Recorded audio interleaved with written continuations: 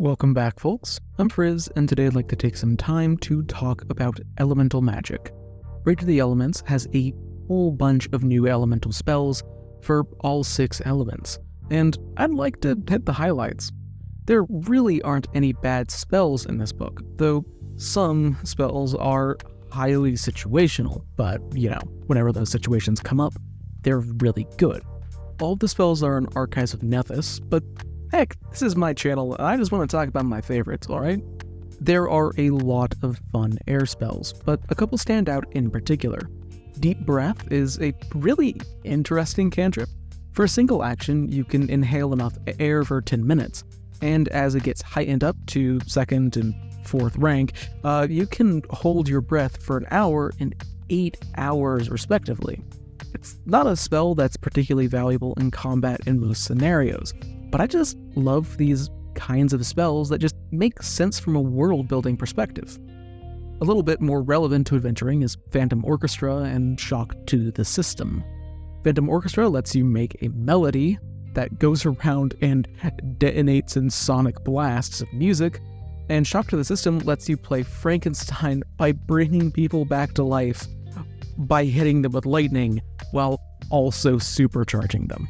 Earth has a nice variety of spells, and naturally a lot of them end up being defensive in some way or another. One interesting new cantrip is Glass Shield, which just functions as the shield cantrip, except that it actually has hit points, and if it breaks, it does some damage to the person who broke it so long as they're nearby. The most interesting bit to me personally is that since Glass Shield is a distinct cantrip from Shield, you can cast Glass Shield after you use up the shield spell by shield blocking, and vice versa. They work well together. Slotting Blocks is another interesting spell, and it could honestly just be named Summon Sliding Block Puzzle, and nothing would be different. Who doesn't love having a bunch of cubes that can levitate and slide around with ease? Honestly, you can solve a lot of problems with that. As you might expect, there's a lot of damaging fire spells, though some get fancy with it like Dehydrate, but I'm actually way more interested by the utility in defensive fire spells.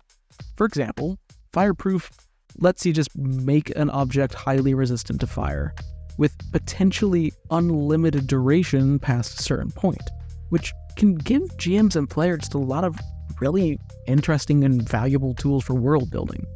Eat Fire is a cantrip that makes you more resistant to fire as a reaction, which is actually kind of crazy. Finally, I'm in love with Heat Vision. Being able to get a precise infrared vision as a sense is already really fun, but if you heighten it to rank 6, it lasts all day long, which is just a treat. I love being able to cast long-lasting buff spells that kind of fundamentally change how a character is going to be working, because, having heat vision permanently is gonna change a little bit about the way that that character plays. Seeing as the metal element is new to Rage of the Elements, I was really excited to see what Paizo had in mind for metal spells, and I'm happy to say that they are appropriately horrifying. Field of Razors covers the ground with razor wire, and you can even use the iron and people's blood within the area to expand the wires, covering even more ground. Needle Darts is also pretty nice. It's a cantrip that deals 3d4 piercing damage to a single target based on a spell attack roll, which is honestly good damage. What makes both Field of Razors and Needle Darts particularly interesting is that you can make them out of any metal that you have on your person, meaning that you can exploit any weaknesses of anything that you're fighting. Even better, all of the metal that you use is returned to you afterwards, so it isn't used up. Also, I forgot to mention it, but Conductive Weapon is an absolutely absurd level 1 spell that makes a metal weapon within touch into a shocking weapon for a minute. I actually think it might be one of the best level 1 buff spells in the entirety of the system.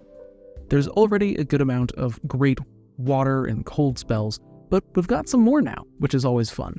Frost Pillar is just Icy Prison from Pathfinder 1st Edition, which is excellent.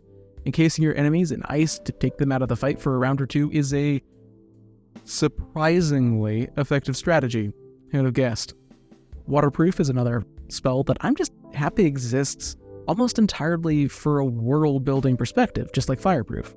Obviously, being able to make an item waterproof, potentially forever, is something that people would like to have. Finally, I think that one of, if not the most interesting new water spell is Buoyant Bubbles. It doesn't seem particularly useful at first, outside of stopping a party member who doesn't know how to swim from drowning, but it's actually kind of useful offensively. It causes a targeted creature with no save to automatically float to the surface of any body of water over the course of a round, and if they want to go back under, then they have to make a fort save versus your spell DC. Casting that onto an aquatic creature to bring them up to the surface is gonna make it way easier for you, since you don't have to go underwater to fight them, and you can actually hit them with ranged attacks. Wood spells are kind of all over the place, in a good way. You want to shoot out a bunch of roots in a line and suck the life out of people? Hell yeah, you do. Want to turn people into wood? Obviously, there's gonna be a spell for that. If you are looking to be a comedic genius, the Timber cantrip is for you. Honestly, Timber's just hilarious. You make a dead tree appear, which then falls in a 15-foot line dealing damage, and I refuse to believe that you can't make it so it appears as a 4x4 or just a plank that bonks people on the head. Finally, Wooden Double is a shockingly good defensive spell that lets you vanish whenever you would get critically hit, letting a Wooden Double take the hit for you instead. I wasn't really expecting a Naruto reference from Paizo, but it is a very, very strong defensive spell. Thanks for watching. I know that this is a bit of a scattered video, but I'm in a bit of a scattered state of mind, so that all works out. Anyway, what are your favorite spells from Rage of the Elements, and why is the one with the best name Beheading Buzzsaw?